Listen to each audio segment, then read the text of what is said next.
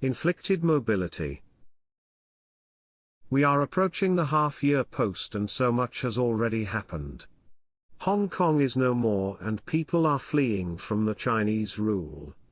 The USA has its own domestic issues to sort out, and the COVID-19 has opened eyes for many to move away from expensive locations, such as San Francisco.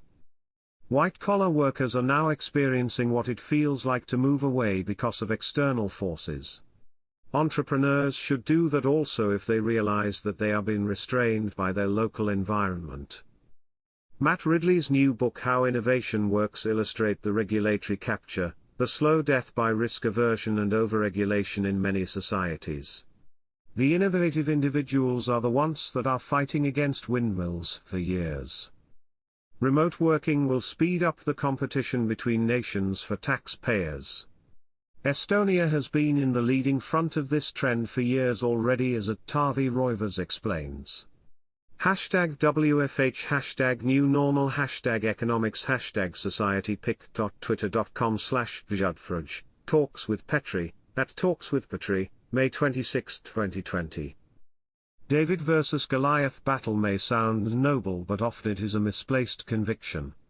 There's a dear opportunity cost while you're fighting against the conservative forces or against the red tape that is supported by the incumbents.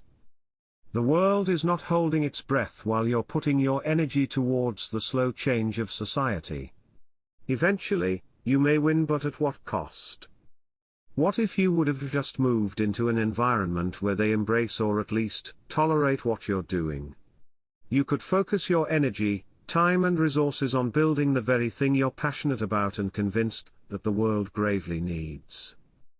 This is especially true in some peculiar cases where the local market is an anomaly globally, but it just happens to be the entrepreneur's local market that is even too small to make any dent to the actual business at scale. For example, Finland has its rather unique position in the world towards donations. They are heavily regulated and a solicitation is a criminal act. Even the national carrier Finnair stopped offering carbon compensation earlier this year. In another case, the legal environment puts a new initiative entirely into an impasse.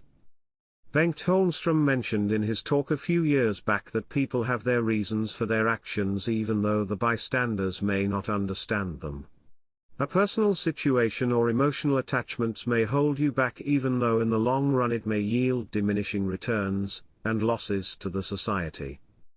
How do you see the products and services that could be benefiting us but are never built? A classic Bastiation dilemma.